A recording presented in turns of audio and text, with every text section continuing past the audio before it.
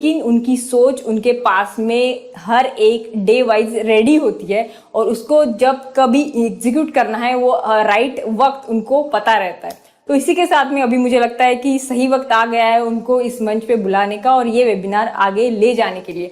So let's welcome हमारे MCL के रचनाकार, सलाहकार और शिल्पकार, visionary dynamic leader doctor Shyam Golav sir. Thank you.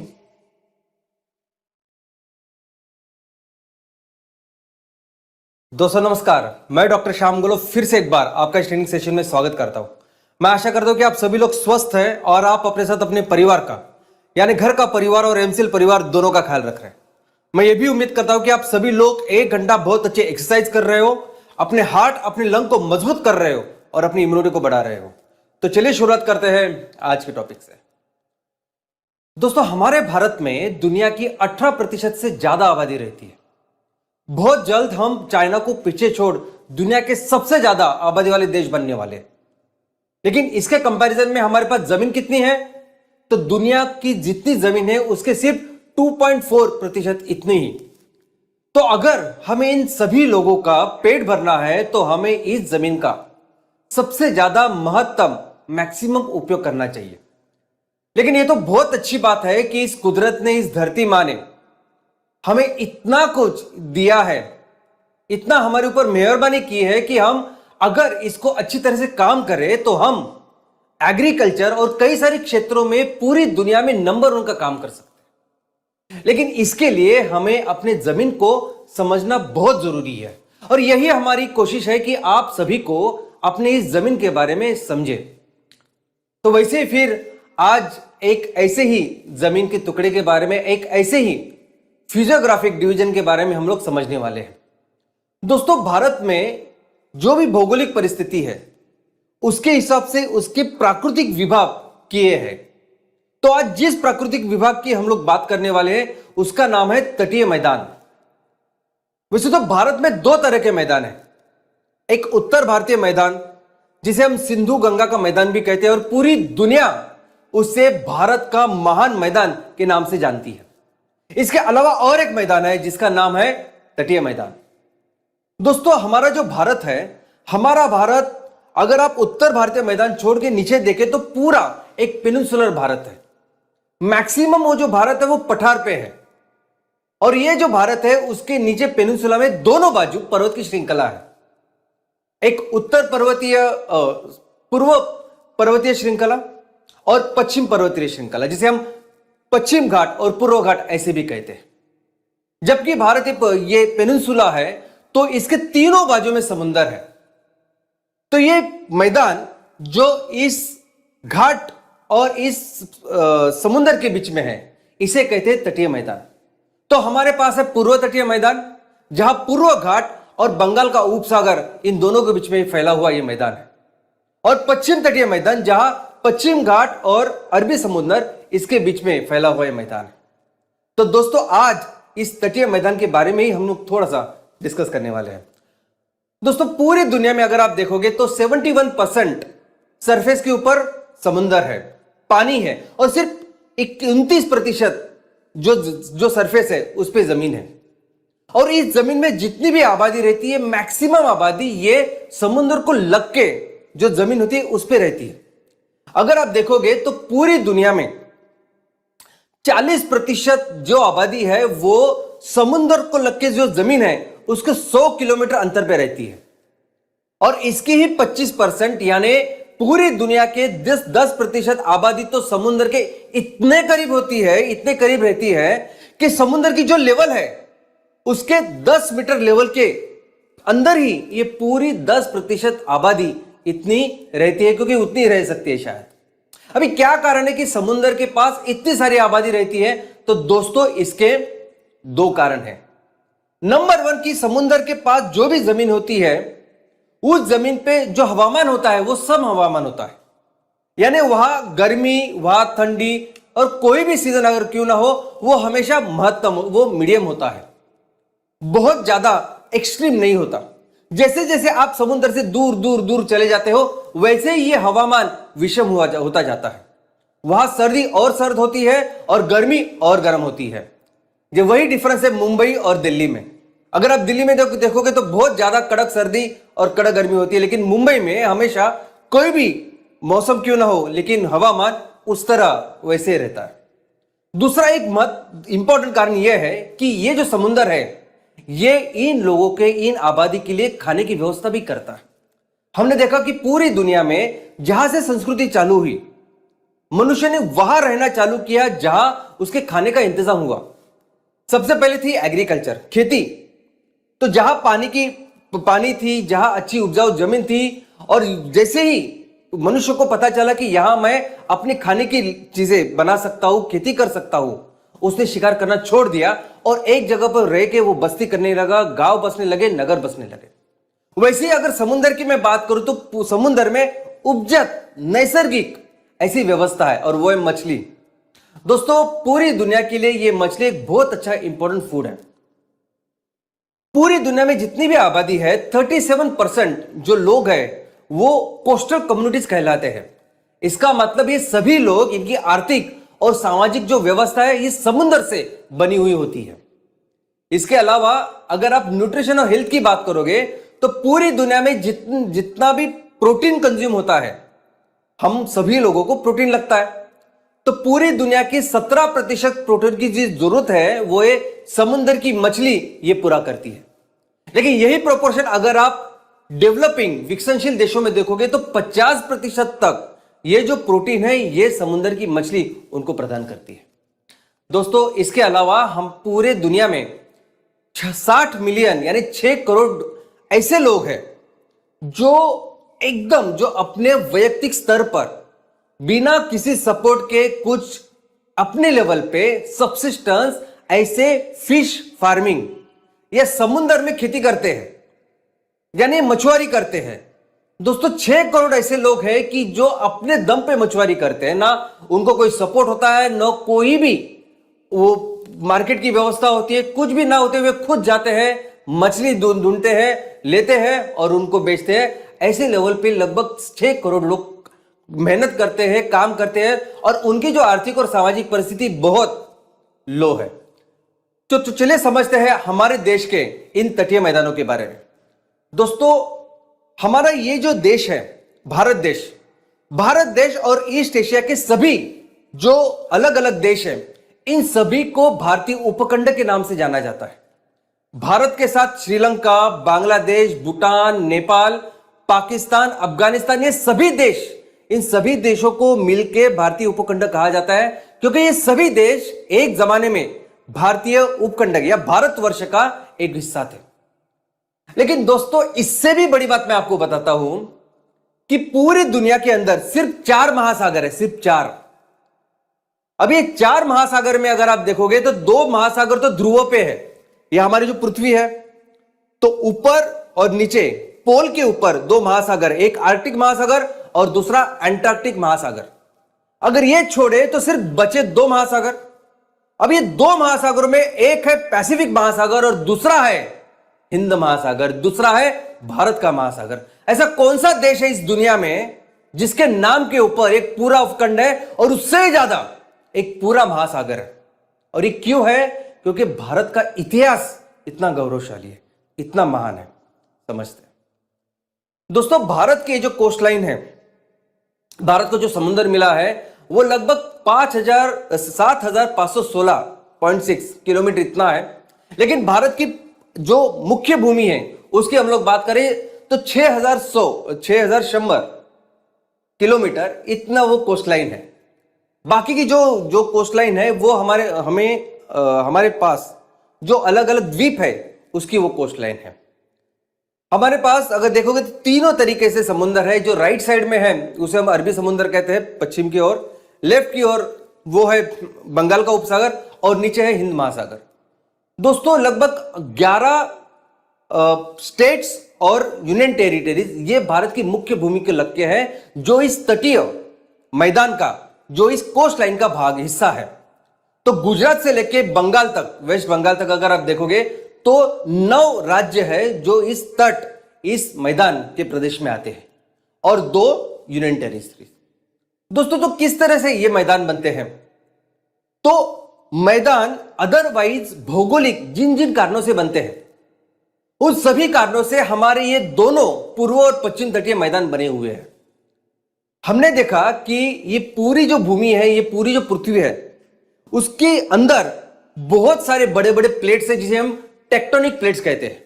और ये वो प्लेट है जिनके बीच में हमेशा कुछ ना कुछ मूवमेंट होती रहती है, और इस मूवमेंट के कारण अब ऊपर की जो भौगोलिक रचना है वो तैयार होती है। हमने देखा कि कैसे इस दो प्लेट्स है उनके बीच में जब मूवमेंट होती है तो हिमालय जैसा पर्वत भी तैयार होता है। हमने देखा कि कैसे ये दो प्लेट जब आपस में मूवमेंट करती है तो उनके कारण मैदान भी तैयार होता है, उनके कारण पठार भी तैयार होता है। तो हमारा ये जो देश है, इस देश में जो ये दो तटीय मैदाने हैं वो इन टेक्टोनिक मूवमेंट के कारण भी बनी है। सबसे पहले ये मैदान बने हुए हैं डिपोजिशन की वजह से। हमने देखा कि पूरे दुनिया में और उत्तर भारतीय मैदान भी कैसे बने, तो हिमालय से जो भी नदियां निकली उन नदियों ने अपने साथ बहुत सारी मिट्टी, बहुत सारा सेडिमेंट लाया, और उसकी वजह से ये पूरे जो उत्तर भारतीय मैदान है वो बने। ठीक उसी तरह हमारे इस पेनिनसुलर भारत में वेस्ट कोस्ट से, यानी पश्चिम में जो हमारा घाट है, वहां से बहुत सारी नदियां निकलती है जो अपने साथ बहुत सारा सेडिमेंट, बहुत सारी मिट्टी लेके आती है, और उन्होंने पूर्व तटीय पूरा मैदान ऐसा बनाया है। उसके अलावा हमारा ये मैदान बना हुआ घर्षण से भी है।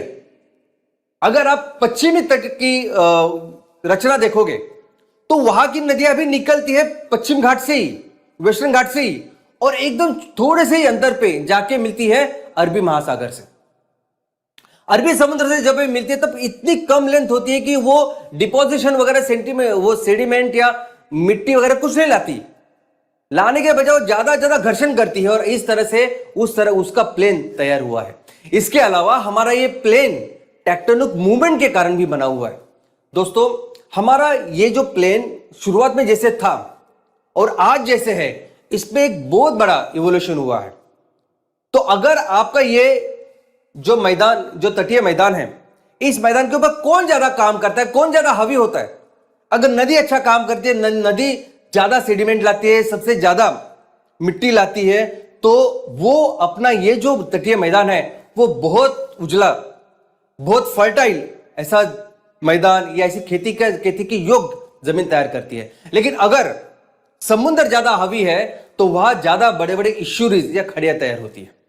इसके अलावा अगर आप देखोगे तो टेक्टोनिक मूवमेंट्स के कारण भी हमारे यहां ये जो पर्वतीय मैदान है ये बहुत बड़ी मात्रा में अफेक्ट हुए हैं। दोस्तों, जब भी कुछ समुद्र से लग की जो जमीन है वो ऊपर आती है समुद्र से, उसे हम कहते हैं एमर्जेंट। तो हमारे इस तटीय मैदान में ऐसे भी प्रदेश है जो इस समुद्र से लग के ऊपर आए हैं और जिन्हें हम कहते हैं एमर्जेंट कोस्ट लाइन। और हमारा जो पश्चिम तटीय जो मैदान है वो इस तरह से बना है।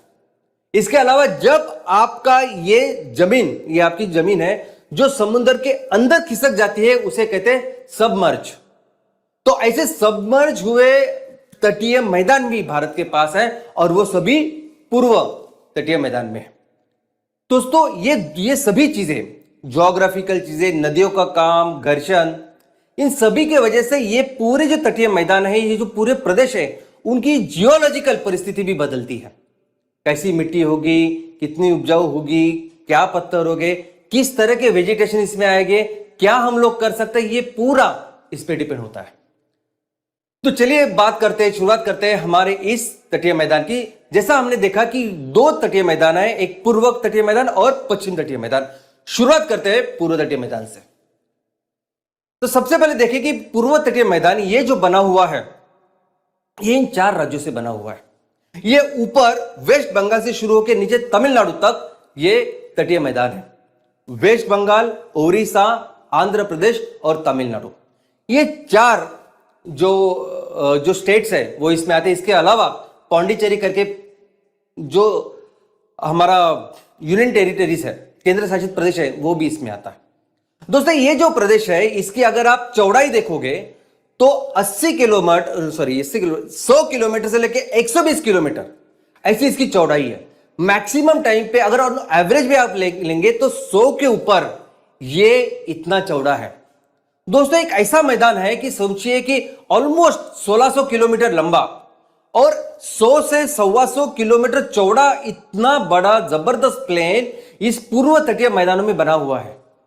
हमने देखा कि किस तरह से पूर्व भारतीय मैदान में तो हिमालय से बहुत बड़ी बड़ी नदियां आई, गंगा, ब्रह्मपुत्रा और सिंधु, और उन्होंने दुनिया का सबसे फर्टाइल प्लेन बनाया। जो सबसे फर्टाइल है इसलिए तो पूरी दुनिया इसको महान मैदान कहती है, भारत का महान मैदान। दोस्तों वैसे ही महान तटीय मैदान बना हुआ है। जैसे हमने देखा कि ऊपर ये जो बड़ी बड़ी नदियां है, इस गंगा, सिंधु, उसी तरह से बहुत बड़ी बड़ी लंबी लंबी नदियां हमारे इस पेनिनसुलर रीजन में भी है। ये नदियां इस वेस्ट कोस्ट से निकलती है और बंगाल के उपसागर उसको जाके मिलती है। इसमें गोदावरी, ब्राह्मणी, इसमें कृष्णा, कावेरी, ये सभी ऐसी नदियां हैं जो बहुत लंबा सफर, और सिर्फ वही नहीं तो उनकी कई सारी उपनदियां हैं, वो सभी मिलके ये लंबा सफर तय करते हैं और अपने साथ बहुत सारा सेडिमेंट, बहुत सारी मिट्टी लेके आती है और उन्होंने लाके ये पूरा जो प्रदेश है ये उपजाऊ किया है। दोस्तों इस तरह से हमने इस पूरे नदियों का जो परिणाम इस तट के ऊपर, मैदान के ऊपर देखा। अभी इस मैदान के भी अलग अलग विभाजन होते हैं। तो हमारे इस पूर्व तटीय मैदान के 3 विभाजन हैं।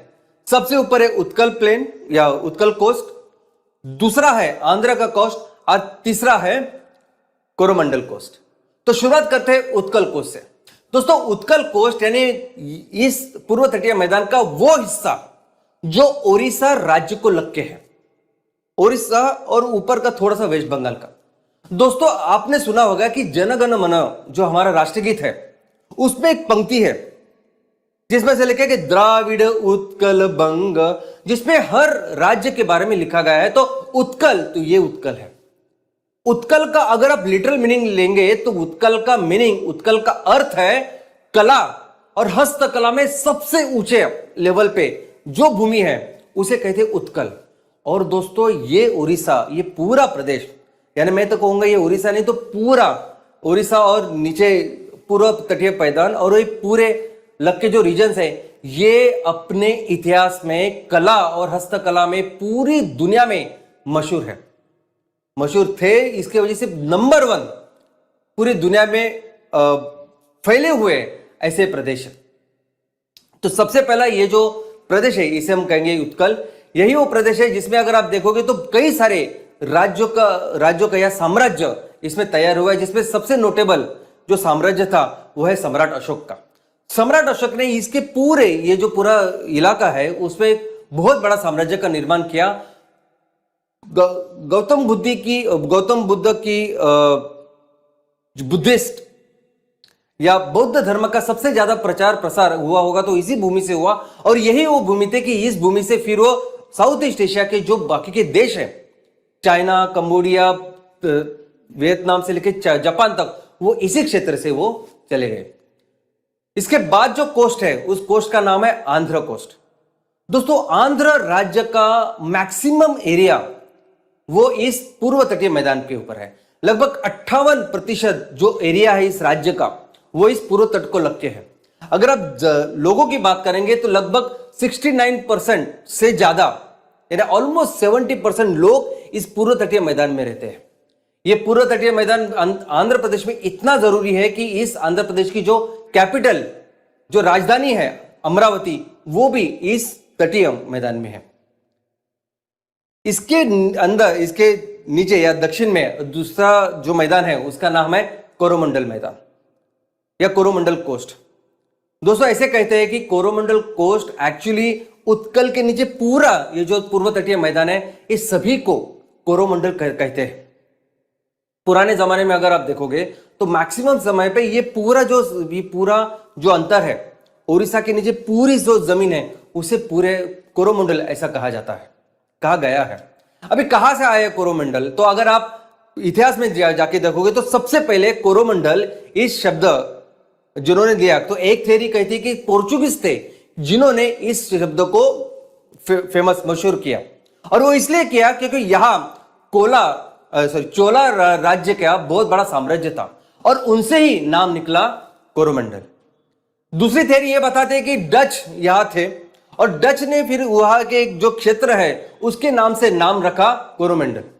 लेकिन इसके नाम का सबसे पहले जो सबसे पहले जिसने जिक्र किया है, जिसने लिखा है, वो थे एक इटाली के एक्सप्लोरर। अभी आप बोलोगे कि ये क्या है कि इसके बारे में पोर्चुगीज बोल रहे हैं, डच बोल रहे हैं, इटाली ने नाम रखा, पूरी दुनिया में इतना मशहूर कैसे था ये प्रदेश? तो दोस्तों वही कोरोमंडल पूरी दुनिया में अपनी इन सभी चीजों के लिए मशहूर था और वो इस पूरे चीज की वजह से इस कोरोमंडल क्षेत्र ने पूरी दुनिया में अपने इकोनॉमी की वजह से नाम बनाया था। कोरोमंडल की इकोनॉमी इतनी विकसित थी कि पूरे दुनिया के देश यहां आना चाहते थे और उनके साथ बिजनेस करना चाहते थे। और इसीलिए डच लोग वो भी आए, वहां उन्होंने कॉलोनी बनाई, पोर्चुगीज लोग आए, उन्होंने अपनी कॉलोनी बनाई, अंग्रेज ऑफकोर्स वो आए, उन्होंने अपनी कॉलोनी बनाई, फ्रेंच लोग आए, उन्होंने अपनी कॉलोनी बनाई। हर कोई यहां कॉलोनी बना के यही काम करना था कि ये भारत के साथ व्यापार हम लोग करें।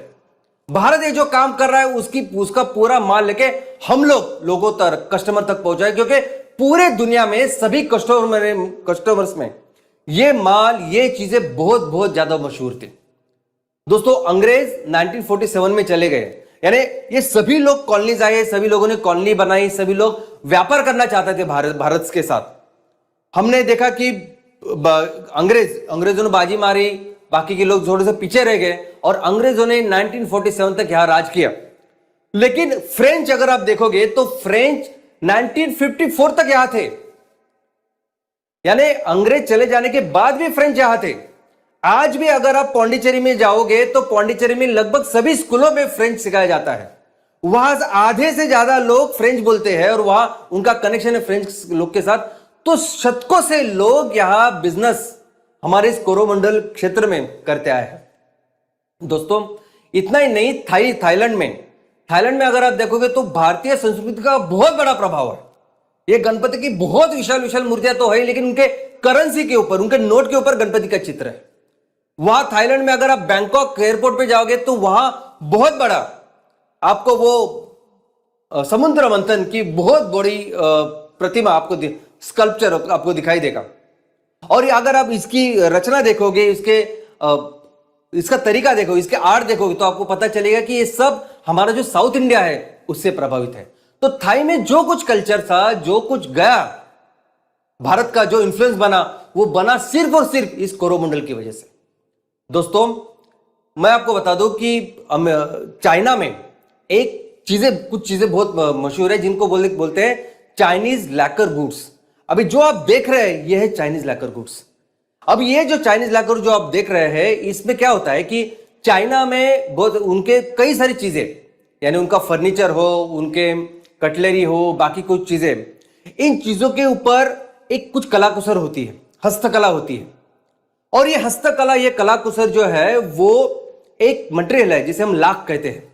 लाख आपको पता होगा। लाख दोस्तों आज भी अगर किसी चीज का अगर सील करना है, अगर बैंक सील करती है, गवर्नमेंट सील करती है, तो उसके लिए हम लोग इस्तेमाल करते हैं लाख, उसे कहते हैं लाख। तो इस लाख के ऊपर वो लाख लगा के उसमें उसको प्रिजर्व होता है वो जो चीज है वो, और उस पर बहुत जबरदस्त कलाकुसर चाइना में होती है। और ये सभी चीजों का चाइना में बहुत ज्यादा इस्तेमाल होता है। ये चीजें अगर आप देखोगे तो चाइना का एक कल्चर है। चाइना अगर आप देखोगे तो हमारे प्राचीन, इनफैक्ट बहुत ही पहले एरा से लेके आज तक लोग ऐसी कलाओं का, ऐसी चीजों का इस्तेमाल करते हैं। और ये सभी जो चीजें हैं जो आज भी वहां बहुत ज्यादा मान है, और आप जितने अच्छे, जितने ज्यादा अमीर हो, उतनी ज्यादा ऐसी वस्तुओं का प्रयोग करते हैं। इतना ज्यादा इंपॉर्टेंस इन चीजों को वहां आज तक है। इन सभी चीजों को बोला जाता था कोरोमंडल गुड्स। आज भी बोलते हैं कोरोमंडल गुड्स। क्यों? क्योंकि ये सभी चीज भारत से, इस कोरोमंडल कोष से चाइना जाती थी। दोस्तों ये लाख, ये जो चीज है, ये भारत ने दुनिया को दिया हुआ एक तोहफा है। लाख, इस शब्द का प्रयोग जो है, शब्द जो आया है वो एक संस्कृत वर्ड से आया है जिसका नाम है लक्ष्मी। ये जो लाख हम लोग जो समझते हैं, ये लाख और ये शब्द भी लाख भारत ने पूरी दुनिया को दिया है। दोस्तों ये जो भारत की चीजें थी जिसमें हम लोग इतने सक्षम थे, पूरी दुनिया में अव्वल थे, आज भी इसको मुकाबला नहीं है। आज भी अगर देखोगे आप हमारा भारत का और चाइना का व्यापार देखोगे तो चाइना भले ही हमें बहुत ज्यादा माल देते होंगे, लेकिन कुछ चीज जैसे कि चाइना सिर्फ हमसे ही लेता है। हम जितने भी चीजें चाइना को देते हैं 60% चीजें होती है, ये 60% चीजें होती है हस्तकला की, जो चाइना के पास क्या है, पूरी दुनिया के पास कोई ऑप्शन ही नहीं है। कोई भी ऐसा इलाका नहीं, कोई भी ऐसा देश नहीं है कि जिसके पास ये हिस्ट्री है, जो कोई इस तरह से कलाकुसर कर सकता है और चीजों को बना सकता है। तो आज भी चाइना जितना भी इंपोर्ट करती है, मैक्सिमम इंपोर्ट इन चीज का करती है, और यह हमारी महानता है इस कोरोमंडल कोर्स के।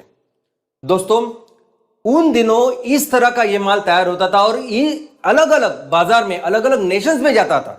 ये जो मैं आपको एग्जांपल अभी दिखा रहा हूं, ये सिर्फ चाइनीज मार्केट के लिए बना हुआ एक प्रोडक्ट है। उसका नाम भी चाइनीज उन्होंने रखा है, शराजा चिंस। तो अब आप सोच सकते हैं कितना स्पेशलाइजेशन हमारा अपना उद्योग में, अपने प्रोडक्ट्स में होता था। दोस्तों, हमारे इस बिजनेस की वजह से, इस समृद्धि की वजह से कई सारे बड़े बड़े साम्राज्यों का निर्माण इस कोरोमंडल क्षेत्र में हुआ।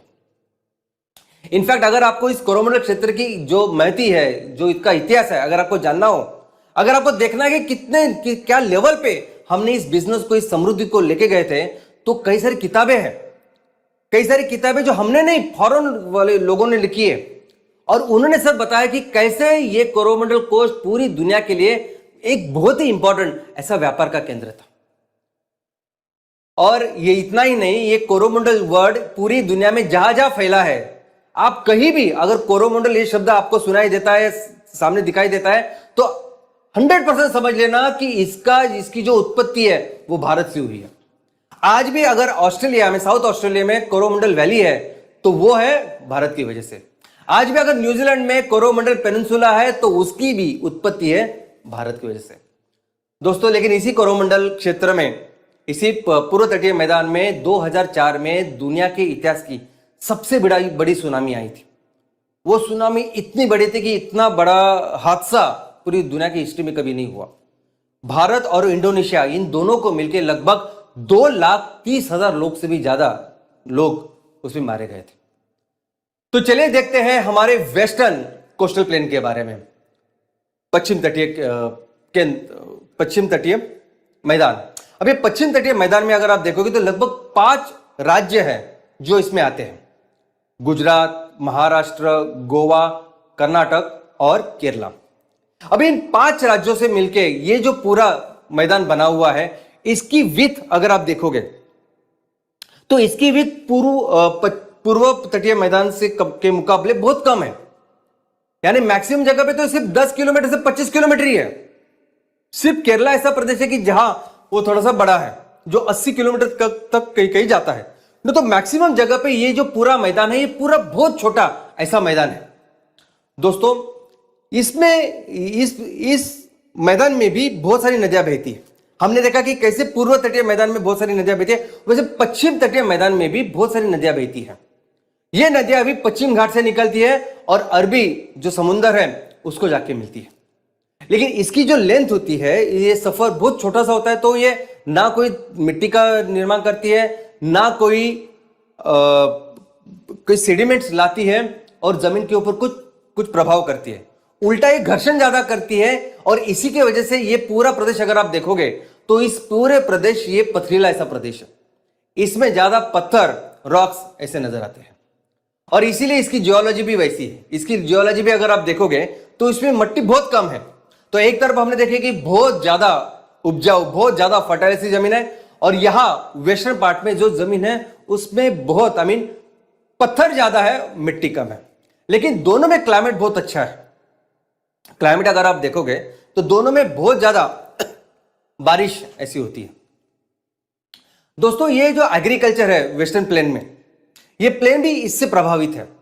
जैसे हमने देखा कि पूर्व तटीय मैदान में बहुत ज्यादा अच्छी तरह से हम लोग खेती कर सकते हैं, बड़ा मैदान भी है। यहां मैदान भी छोटा है, 10 से 25 किलोमीटर सिर्फ विड्थ के, और जमीन भी वहां सिर्फ और सिर्फ पथराली है। इसलिए अगर आप देखोगे तो यहां ज्यादा होता है हॉर्टिकल्चर, यहां फलों के ज्यादा उत्पादन होते हैं, जैसे आम है, कैशू है, ये सब होता है। शुरुआत करते हैं पहले मैदान से, जिसका नाम है कच्छ और काठियावाड़ का मैदान। दोस्तों, गुजरात स्टेट में इस पश्चिम तटीय मैदान की शुरुआत होती है और शुरुआत होती है इन कच्छ और काठियावाड़ मैदान से। दोस्तों, ऐसा मैदान है कि जो बना हुआ है दो आखातों के बीच में। जब हमने पेनिनसुला देखा, पेनिनसुला में क्या होता है कि जमीन का एक भाग होता है, टुकड़ा होता है जो समुद्र में जाता है, तीनों ओर समुद्र होता है, पानी होता है और बीच में होती है जमीन। उसके एग्जैक्टली अपोजिट अगर कुछ है तो वह है आकाश, जिसमें समुद्र बीच में चला जाता है और तीनों बाजू होती है जमीन। ऐसे हमारे भारत का सबसे बड़ा आखात अगर कुछ है तो वह कच्छ का आखात और दूसरा है खंबात का आखात। और कच्छ और खंबात में ये जो पूरा प्रदेश है इसे हम काठियावाड़ का प्रदेश या मैदान ऐसा कहते हैं। दोस्तों, वैसे देखा जाए तो पश्चिमी जो घाट है वो घाट याद नहीं होते। ये ऐसा प्रदेश है, ये अकेला ऐसा प्रदेश है पूर्व और पश्चिम घाट पूरे तटीय मैदान के बीच में कि जहां पानी और बारिश भी बहुत कम है। बाकी सभी जगह अगर देखोगे तो बहुत अच्छी बारिश है, लेकिन इस पे बारिश बहुत कम है। इसके ऊपर नॉर्थ में अगर आप देखोगे तो ऐसी जमीन है, एक तो पानी तो कमी है लेकिन सॉल्ट बहुत ज्यादा है और उसे ग्रेट रान ऐसे कहते हैं। लेकिन वैसे ही छोटा रान ऐसी इस तट को लग के है। इस यहां भी अगर वेस्ट कोस्ट नहीं है लेकिन कुछ पर्वत है, पर्वत की श्रृंखला है और वहां एक गिरनार पर्वत जो सबसे लंबा, ये सबसे ऊंचा ऐसा पर्वत इसमें पाया जाता है। दोस्तों, ये जो पूरा प्रदेश है ये नीचे तापी और नर्मदा वहां तक है। तापी और नर्मदा के नीचे अगर आप जाओगे तो वहां है गुजरात कोस्टल प्लेन और वहीं से फिर शुरुआत होती है वेस्टर्न घाट की भी, पश्चिमी घाट की भी। दोस्तों, तापी और नर्मदा ये दो बहुत बड़ी नदियां हैं जो वेस्ट की ओर बहती है, अरबी समुद्र को जाके मिलती है। तो हमने देखा कि जिस तरह से पूर्व तटीय मैदान पे बहुत बड़ी बड़ी नदियां हैं, वैसे पश्चिमी तट पर बहुत बड़ी बड़ी नदियां नहीं है, लेकिन सिर्फ ये दो का एक्सेप्शन है। तापी और नर्मदा इतनी बड़ी नदी है कि जो अपने साथ भी बहुत सारा सेडिमेंट लेके आती है, बहुत सारी मिट्टी लेके आती है और उसने गुजरात की ये भूमि जो तापी के नीचे है उसको वैसे ही उपजाऊ बनाया है जैसे पूर्व तटीय मैदान। तो इसलिए हम लोग देख सकते हैं कि इस जमीन के ऊपर, इस भूमि के ऊपर भी बहुत अच्छी खेती बहुत सालों से होती है। इसके अलावा अगर हम लोग नीचे आएंगे तो फिर शुरू होता है कोकण। महाराष्ट्र और गोवा के क्षेत्र राज्य में ये जो तटीय मैदान है जो पश्चिमी घाट को लग के है, ये दो राज्य के मैदान को कहते हैं कोकण। दोस्तों, ये जो कोकण है ये इसकी अगर विड्थ अगर आप देखो तो बहुत कम है, जैसे मैंने बताया 10 से 25 किलोमीटर है। और ये पूरे रीजन में अगर आप नदियां देखोगे तो नदियां बहुत छोटी छोटी है, बहुत सारी हो सकती है, लेकिन इतनी छोटी छोटी नदियां कि उसका इस खेती के लिए खूब ज्यादा उपयोग नहीं होता, अच्छी मिट्टी वो नहीं लाते, तो ज्यादा से ज्यादा यहां इस जमीन के ऊपर होते हैं पत्थर।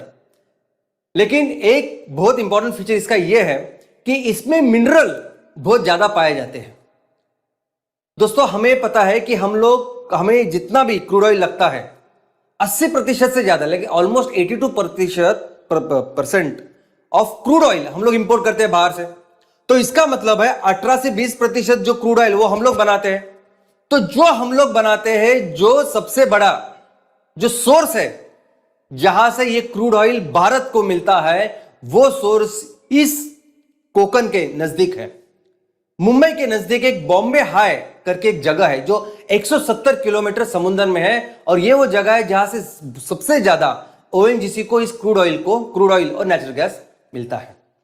इसके अलावा ये जो कोकण का क्षेत्र है, वैसे देखा जाए तो सबसे अच्छा पानी है, हवामान अच्छा है, जमीन सिर्फ इसकी उतनी उपजाऊ या मिट्टी उसमें नहीं है, पत्थर ज्यादा होते हैं, लेकिन ये हमारे ये सभी भौगोलिक जो परिस्थिति है ये फल उत्पादन के लिए बहुत अच्छे है, हॉर्टिकल्चर के लिए बहुत अच्छे। इसलिए आप देखोगे कि तो यहाँ मैंगो, यहाँ कोकोनट, यहाँ पाम और बाकी की जो है कैशू, ये सभी इसमें बहुत बड़े लेवल पे लेके जाते हैं।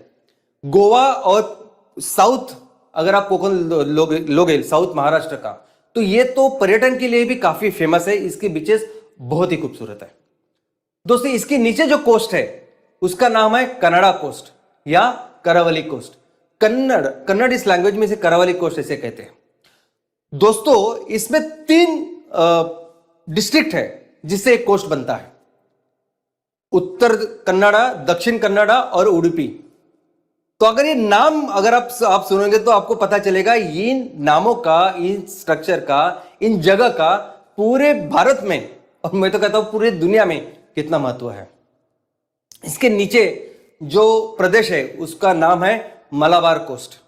दोस्तों मलाबार कोस्ट यानी वो जगह, वो तटीय मैदान जो केरला को लग के पूरा है, लेकिन बहुत पहले यानी हजारों सालों तक ये मलाबार कोस्ट यानी कोकण से लेके पूरा जो कर्नाटक है और अभी जो आज का केरल है, ये गोवा से लेके नीचे तमिलनाडु के कन्याकुमारी तक ये पूरा जो प्रदेश है इसे मलाबार कोस्ट कहते थे।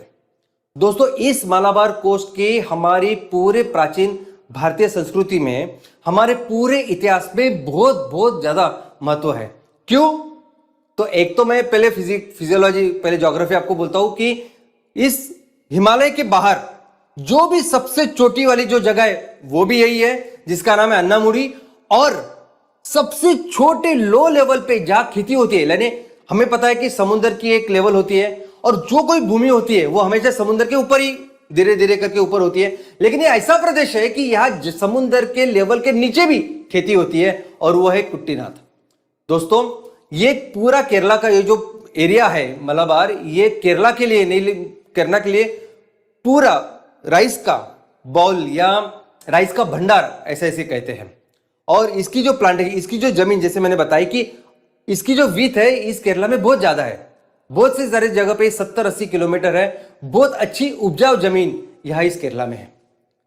लेकिन अगर मलबार के बारे में बात करते हैं फिर से मलबार कोस्ट, और मैं जब मलबार कोस्ट की बात करता हूं तो मैं इस कर्नाटका और केरला इन दोनों की जो पूर्व तटीय मैदान उसकी बात आज करना चाहूंगा। दोस्तों मलाबार इस शब्द का जन्म कैसे हुआ पहले मैं आपको बताता हूं। यह दो शब्दों से हुआ है। एक तो मले, ये मलयालम वर्ड है और जिसका अर्थ है माउंटेन, जिसका अर्थ है पर्वत, और दूसरा है बार। ये बार वर्ड अरेबिक है जिसका नाम है प्रदेश। तो ये पर्वतों का प्रदेश है मलबार। और किसने दिया होगा ये नाम? तो सबसे पहले ये नाम दिया अरेबिक लोगों ने। सबसे पहले मलाबार इस शब्द की जो उत्पत्ति है, इस शब्द का जो रेफरेंस है वो आता है अरेबिक से। यानी अरेबिक जो लोग इनसे बिजनेस करते थे हजारों साल पहले ये शब्द की उत्पत्ति दिखाई गई है। दोस्तों ये जो मलाबार है, मैं कह सकता हूं और पूरे ऐसे सबूत है कि पूरे भारतवर्ष में, भारत के इतिहास में सबसे बड़ा बिजनेस का सेंटर अगर कोई रहा होगा तो वो था मलबार।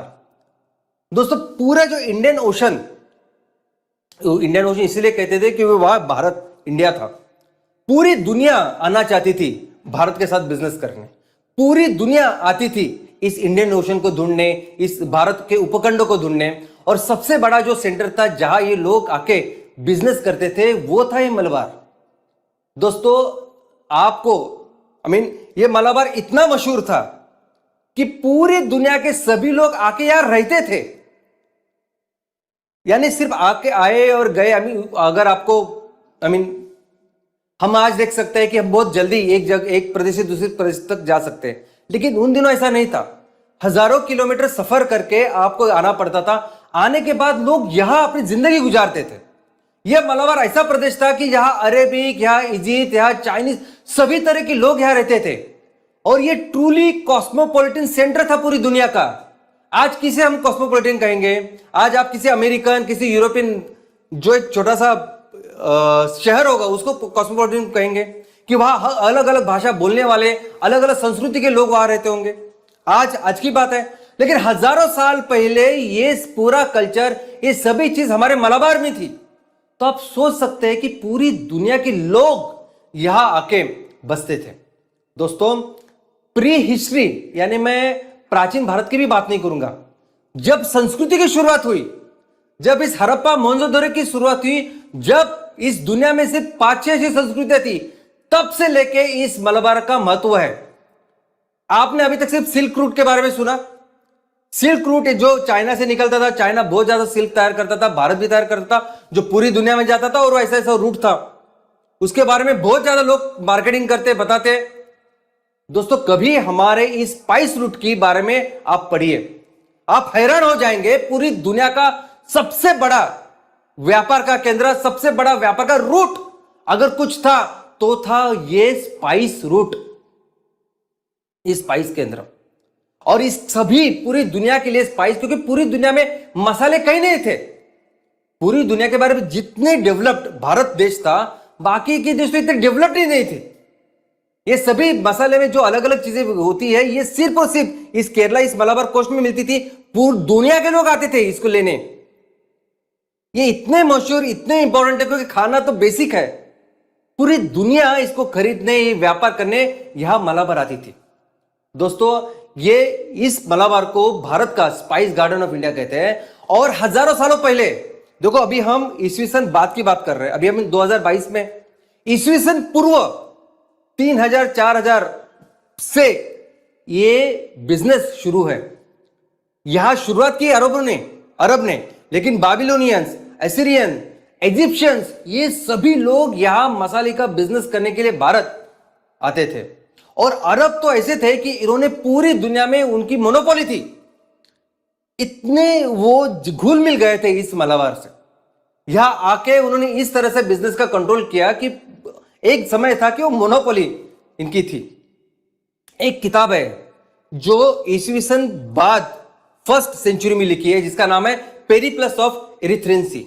आप ये पढ़ना कभी, आप ये पढ़ना। इस किताब में कौन से बिजनेस होते थे, कौन से रूट्स थे, कौन सी अपॉर्चुनिटी थी, और किस तरह से ये भारत का मलाबार पूरी दुनिया के लिए सबसे बड़ा व्यापार का केंद्र था, ये आपको दिखाई देगा।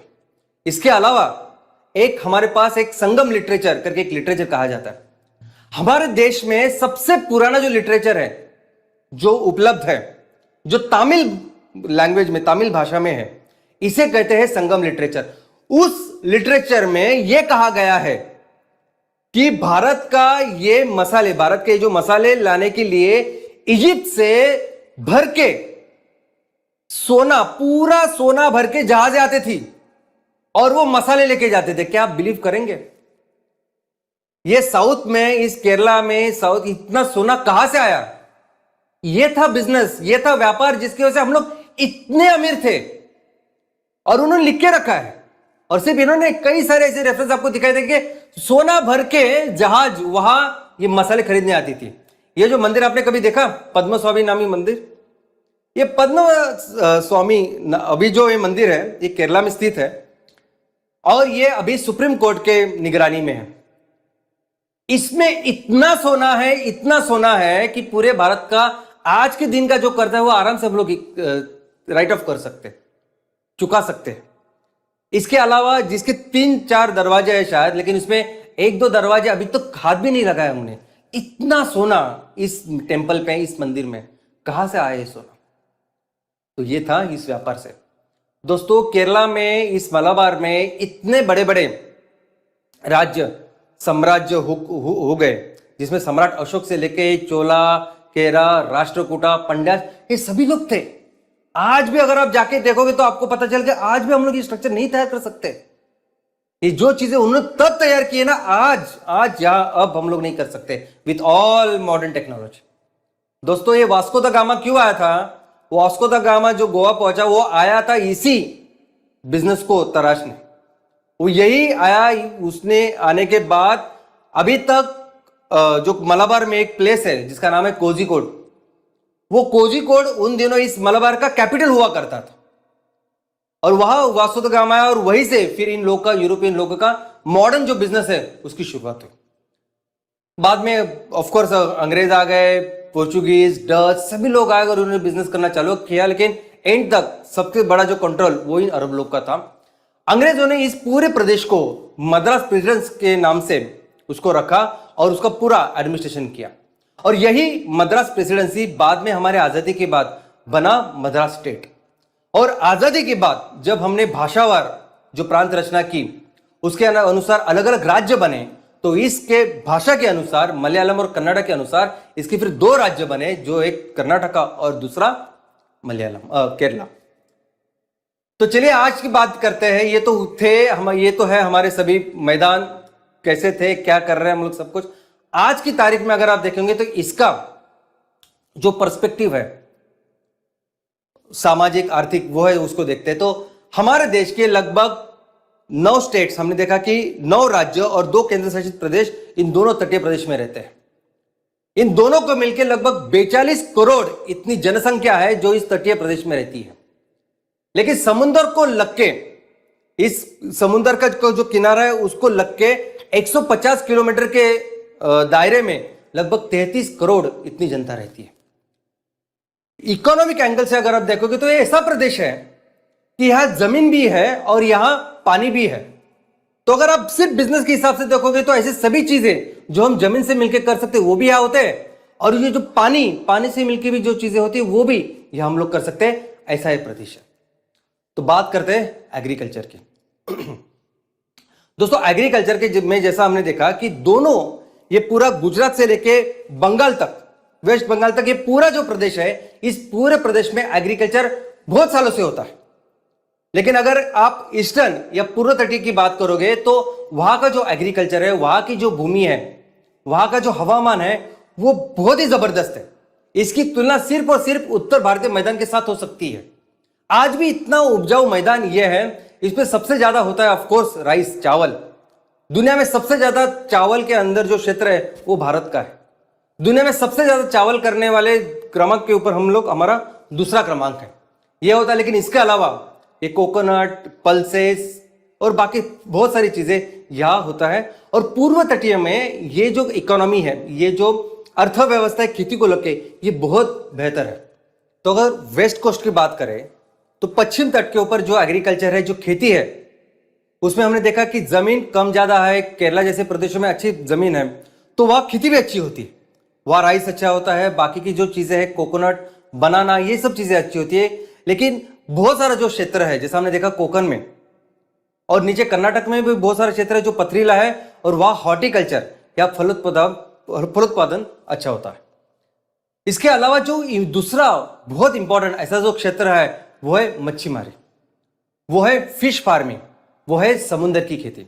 दोस्तों भारत को मिला है 8,118 किलोमीटर का कोस्ट लाइन, किलोमीटर का समुद्र का किनारा, यानी पूरी जो मुख्य भूमि है वो और हमारे बाकी के जो छोटे छोटे द्वीप है उसको मिलके इतना बड़ा किलोमीटर का एरिया हमारे पास है। इसके अलावा अगर आप एक्चुअल एरिया की बात करोगे कि किस एरिया में, कितने सारे एरिया में हम एक्चुअली ये फिश फार्मिंग, ये मच्छीमारी का काम कर सकते हैं, तो वो है 20 लाख स्क्वायर किलोमीटर से भी ज्यादा एरिया। यानी हमारे धरती के ऊपर भारत का जितना एरिया है लैंड, वो कितना है तो 32,70,000 स्क्वायर किलोमीटर। और उसकी तुलना में अगर आप समुद्र का एरिया जो हमारे खेती के लिए उपलब्ध है वो है 20,20,000 स्क्वायर किलोमीटर एरिया, यानी ऑलमोस्ट।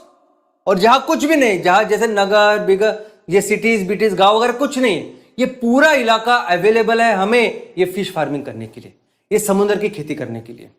दोस्तों और एक सबसे इंपॉर्टेंट बात मैं आज आपको यहां बताना चाहता हूं।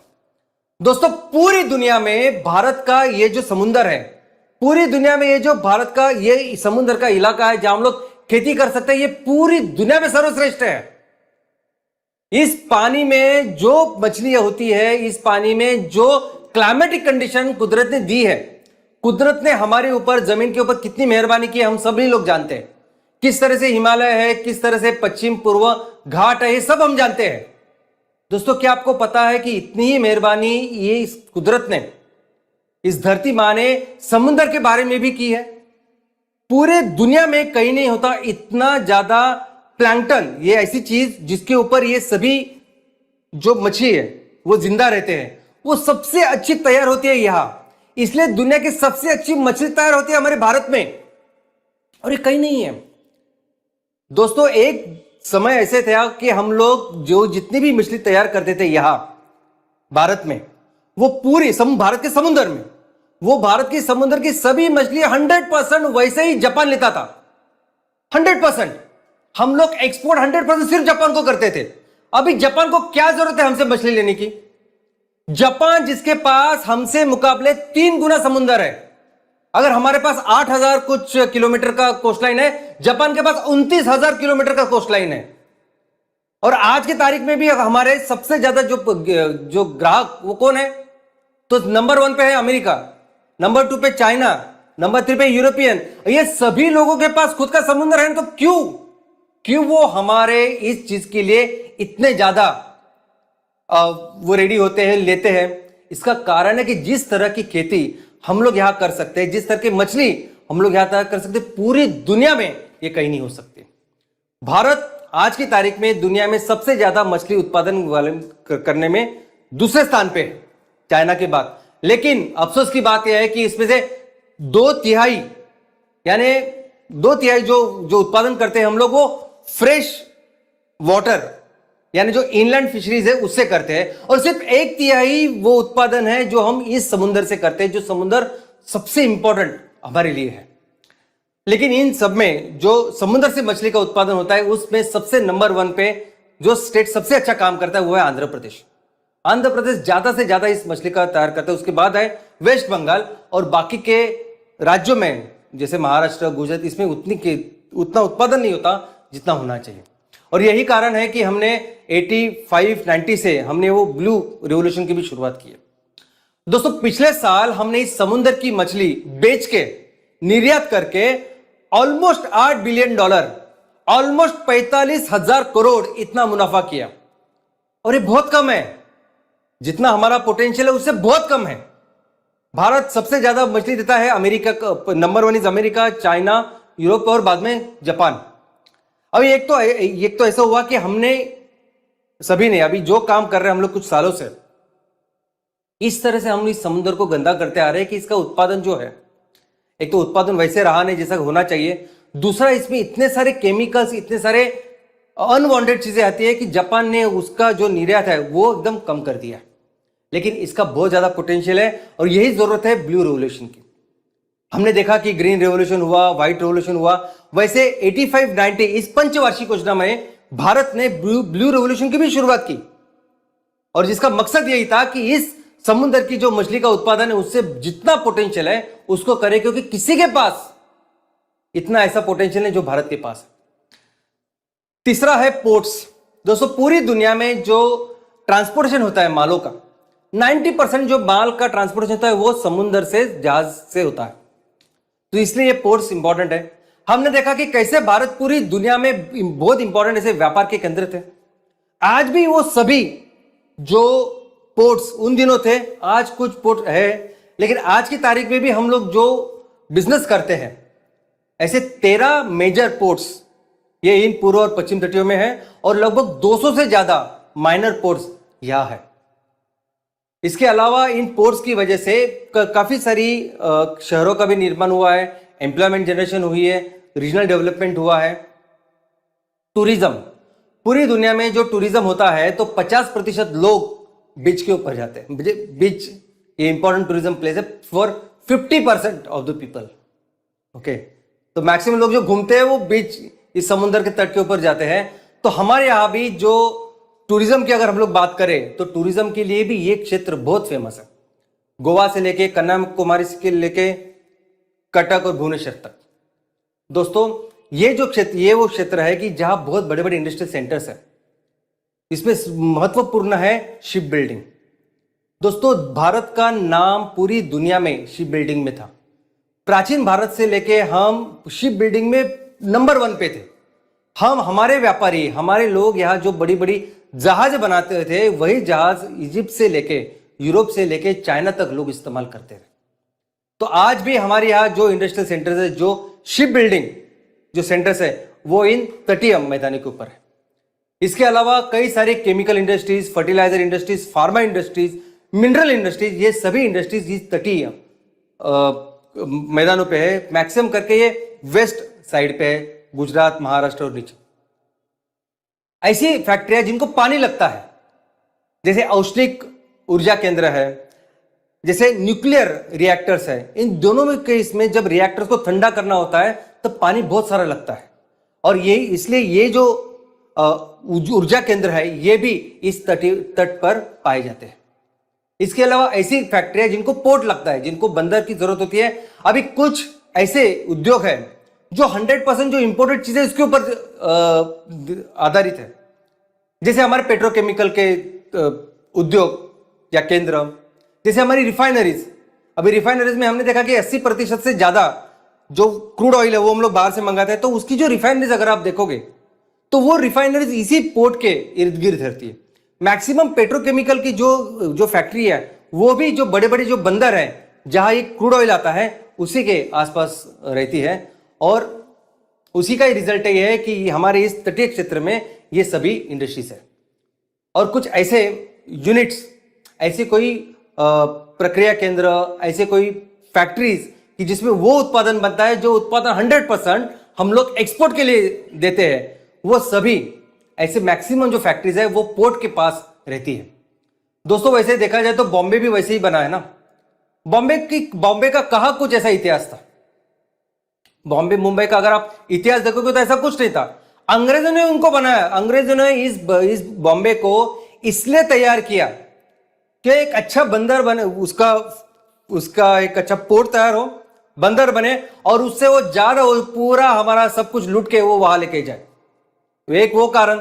दूसरा अगर आप देखोगे तो बॉम्बे में कई सारी जो मिलें तैयार हुई, वस्त्र तैयार करने वाली फैक्ट्रीज तैयार हुई, वो इसीलिए कि जैसे ज्यादा उत्पादन बना तो वो फटाक से वो वहां अपने इंग्लैंड में लेके गए।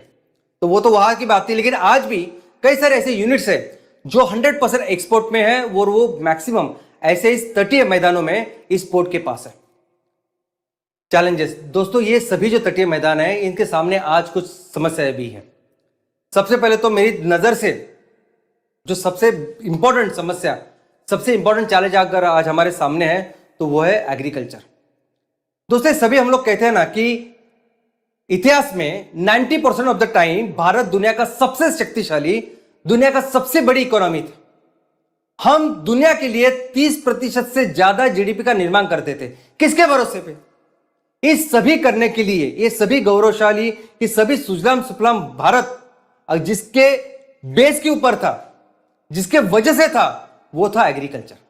आज हमने देखा कि तटीय मैदान में भी ये कोरोमंडल से लेके मलबार से लेके ये सभी जो क्षेत्र है, उत्कल से लेके मैक्सिमम क्षेत्र इसके लिए बड़े बड़े व्यापारिक केंद्र थे कि वहां की जो एग्रीकल्चर ये सबसे ज्यादा विकसित थी।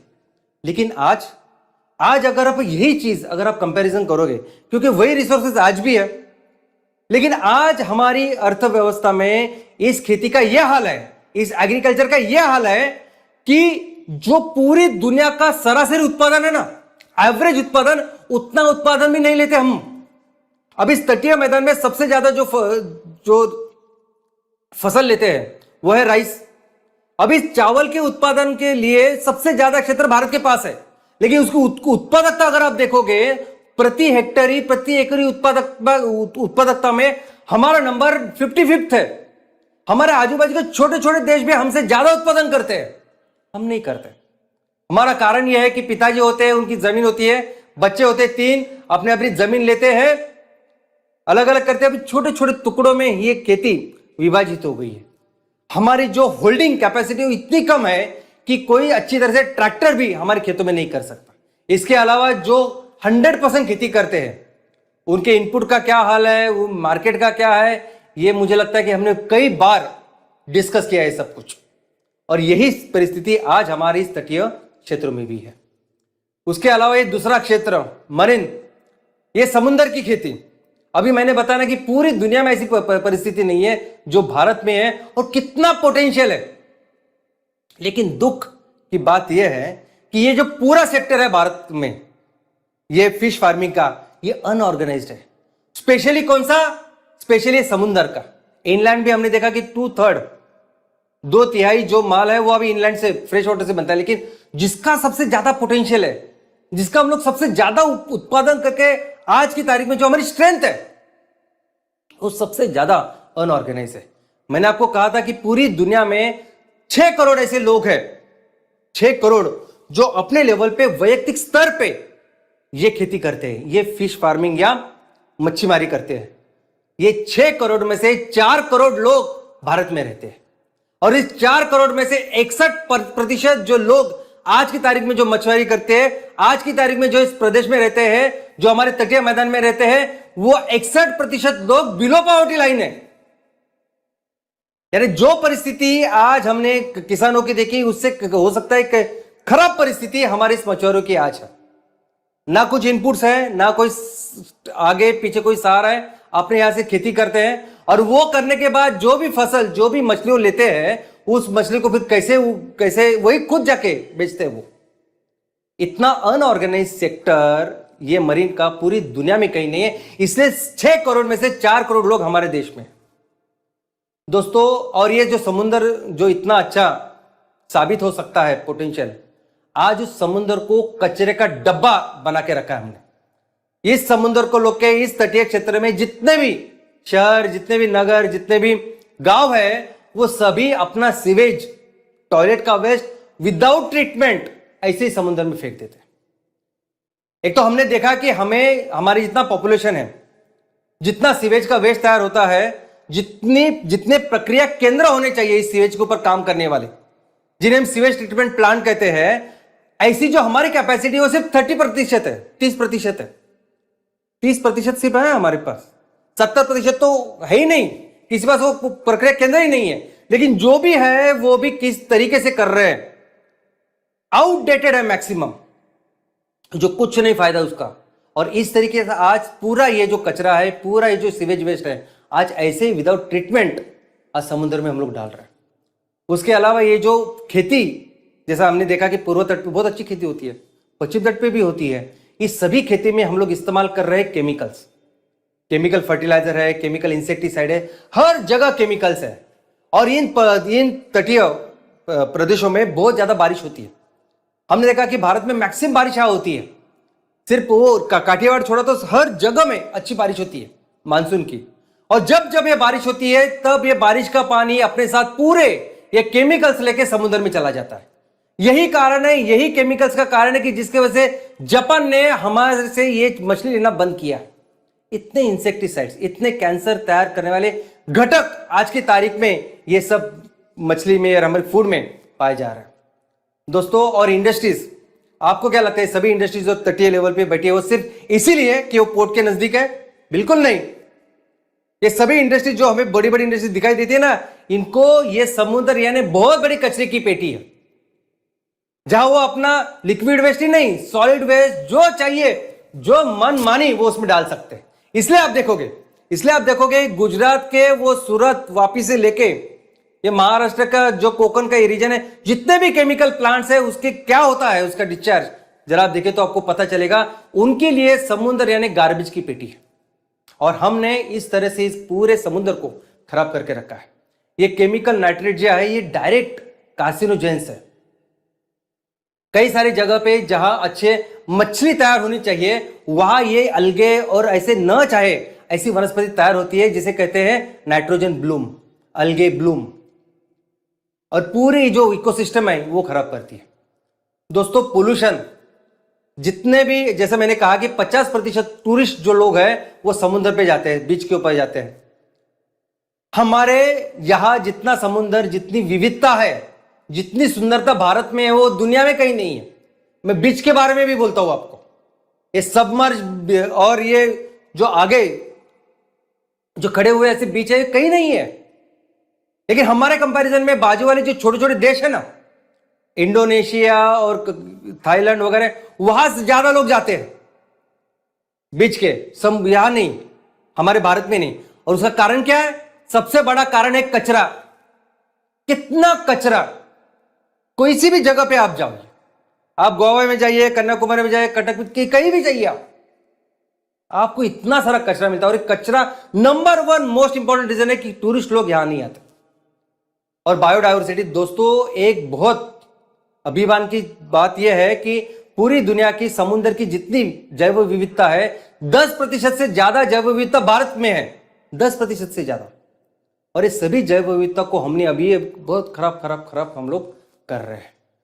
और इसीलिए है कि अभी जो टूरिज्म इंडस्ट्री है वो उसका भी उतना पोटेंशियल, उतना जितना वो आगे बढ़नी चाहिए वो नहीं है। सब कुछ खूबसूरत भगवान ने, कुदरत ने देने के बाद भी उतना नहीं है। और अगर मैं मलाबार और कोरोमंडल, जिसके बारे में मैंने इतना भर भर के आपको बोला है, उसके बारे में तो मैं बोल ही नहीं सकता, जहां हम लोग बेसिक में इतने पीछे हैं। तो क्या सोल्यूशन है दोस्तों? सोल्यूशन एक ही है, बिजनेस। दूसरा सोल्यूशन ही नहीं है मुझे लगता। जो भी मकसद हमें है ना, अगर हमें लगता है कि हमें अपने देश को गौरव को फिर से वापस लाना है, जो हमारा पोटेंशियल है वो करना है, उसके लिए तो कंपलसरी बिजनेस है ही। लेकिन मुझे लगता है कि हर कोई मकसद, हर कोई विजन मिशन जो हमारा है, हमें अगर इस दुनिया को, इस धरती माँ को इस ग्लोबल वार्मिंग से बचाना है, उसका ख्याल रखना है, हमें किसानों का ख्याल रखना है, हमारे किसानों को सशक्त बनाना है। आज अभी हमने देखा ये मरीन, हमारे इतने सारे मछुआरे लोग जो बिलो पॉवर्टी लाइन में आज जी रहे हैं, इनके लिए भी कुछ करना हो, कोई भी कुछ भी अगर करना है तो उसका एक ही सॉल्यूशन जो मुझे नजर आता है, जो हमारे पूरे संगठन को नजर आता है, वो है बिजनेस। और इसीलिए ये एमसीएल की शुरुआत है कि इस बिजनेस को इस तरीके से हम लोग करें कि जो हमारी स्ट्रेंथ है, जो हमारा पोटेंशियल है। और ये इसके लिए कुछ बहुत बाहर जाके कुछ करने की जरूरत नहीं दोस्तों। जो हजारों सालों से हमारे पूर्वजों ने किया है, बस वही करना है, मन लगाकर करना है, मेहनत के साथ करना है, और वही करेंगे। और इसका जो बिजनेस यूनिट है वो बहुत अच्छा हमने किया है, और वो है ग्राम पंचायत। एक ग्राम पंचायत में अगर 2000 एकड़ है तो 2000 एकड़ आपके पास जमीन है, अगर आपको इतना समुद्र का किनारा है, 5000 लोग यहां रहते हैं जिनको इतना कुछ हस्तकला में वो कुछ कर सकते हैं, बस उसके ऊपर ध्यान रखें। उनको जो चीजें हैं, जो इनपुट्स है, ऐसी कौन सी चीजें हम लोग तैयार कर सकते हैं। और दोस्तों, उन दिनों जितनी जरूरत थी इन चीजों की, उससे कई ज्यादा जरूरत आज है। आज ये फर्नीचर के लिए आप क्या करते हैं, वो केमिकल्स लगाते हैं, वो क्या अलग अलग नाम उसके आते हैं, वो लगाते हैं, कुछ तो करते हैं। कई ज्यादा बेहतर वो फर्नीचर को, उसकी लाइफ आगे बढ़ाने का वो काम था जिसको लाख लेके हम लोग करते थे। कई सारे ऐसी चीजें जो सिर्फ भारत कर सकता है, कई सारे ऐसी चीजें जो सिर्फ भारत में बसे हुए लोग हैं, और जो हमारी संस्कृति है, जो परंपरा है, ये इन पेट्रोकेमिकल चीजों को रिप्लेस कर सकते हैं। आपको अपने ग्राम पंचायत में क्या ऐसी चीज है जो हम कर सकते, बस वही देखना है, और उसको पूरी तरह से एज ए संगठन हम एमसीएल सपोर्ट करेंगे, इनपुट्स के लिए भी और मोर इंपॉर्टेंटली मार्केट के लिए। और दोस्तों, ये जो कम्युनिटी पार्टिसिपेशन है, ये बहुत जरूरी है, क्योंकि कई सारी ऐसी चीज है जैसे हमने देखी, किस तरह से हम अपने समुद्र को बर्बाद कर रहे हैं, किस तरह से हम अपने जमीन को बर्बाद कर रहे हैं, किस तरह से छोटे छोटे टुकड़ों में और छोटे छोटे टुकड़े करके हम अपनी जमीन का, हम अपनी खेती की पूरी तरह से बर्बादी कर रहे हैं। इसको रोकने के लिए हम कम्युनिटी, समुदाय करके काम करना पड़ेगा, एक कचरा बंद करना पड़ेगा। और इसीलिए जरूरी है ये एमपीओ, ये एमसीएल प्रोड्यूसर ऑर्गेनाइजेशन। और दोस्तों, जो काम हमारे पूर्वजों ने किया हजारों सालों तक, ये जो केंद्र मैंने आपको बताया, ये मालाबार और ये कोरोमंडल, ये दुनिया के लिए सबसे बड़े, इतने बड़े केंद्र थे कि जिसके वजह से ये लोग इतने सालों तक अभी तक है ना, तो वही ग्लोरी फिर से हम लोग वापस ला सकते हैं। बस जरूरत है मिलके एक मकसद के साथ काम करने की, और वो करेंगे। धन्यवाद।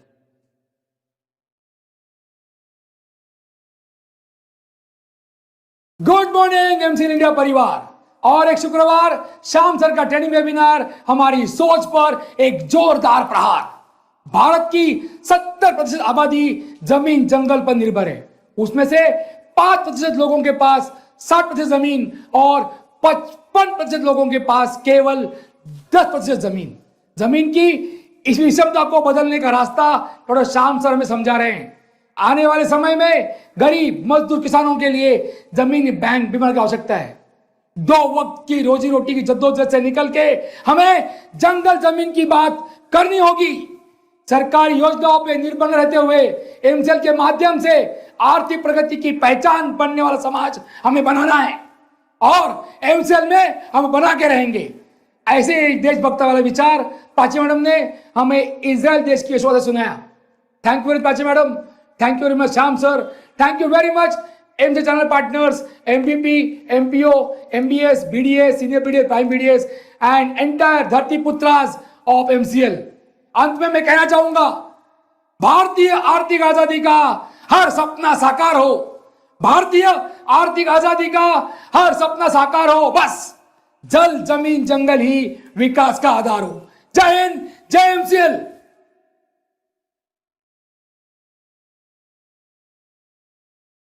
Thank you very much, Dr. Lavesh sir, and thank you very much, Prachi madam. और मैं शुक्रिया अदा करना चाहूँगा उस इंसान का जिन्हें हर चुनौती में अपॉर्चुनिटी दिखती है, जिन्हें हर सामान्य चीज़ में कुछ असामान्य दिखता है। ज़मीन, जिसके बारे में हमने शायद कई बार सुना है, जिसका उपयोग हम रोज़मर्रा की ज़िंदगी में करते हैं, लेकिन फिर भी इसकी जो अलग ढंग, इसके जो महत्व, इसका जो उपयोगिता जो हम पिछले 5 सप्ताह से सीख रहे हैं, उस इंसान को, उस सिखाने वाले इंसान को आज मैं यहाँ पर ऑन द बिहाफ ऑफ पूरी MCL फैमिली शुक्रिया कहना चाहूँगा, थैंक यू अदा करना चाहूँगा। एंड वो इंसान है हमारे doctor Shyam sir. Thank you very much doctor Shyam sir, from the bottom of my heart. And शुक्रिया अदा करना चाहूँगा मैं आप सभी का, सारे MPO, MBS, MVP, channel partner, सारे स्टेक होल्डर्स, सारा MCL परिवार। जी हाँ दोस्तों, आप लोगों की वजह से ये वेबिनार दिन ब दिन और ही बढ़ते जा रहे हैं। शुक्रिया, थैंक यू वेरी मच। और एक बार मैं आप लोगों को ये याद दिला दूं कि दोस्तों, चैट बॉक्स में दी गई लिंक के ऊपर जाकर आपको आपका बहुमूल्य फीडबैक हमारे साथ शेयर करना है। कृपया इसे भूलिएगा मत। और यहीं पर मैं मंगेश शेलार, आपका होस्ट, आपसे रिक्वेस्ट करता हूं कि आप अपना, अपने परिवार का और पूरे MCL परिवार की सेहत का ख्याल रखिए। इसी के साथ यह वेबिनार यहीं पर समाप्त हुआ। धन्यवाद।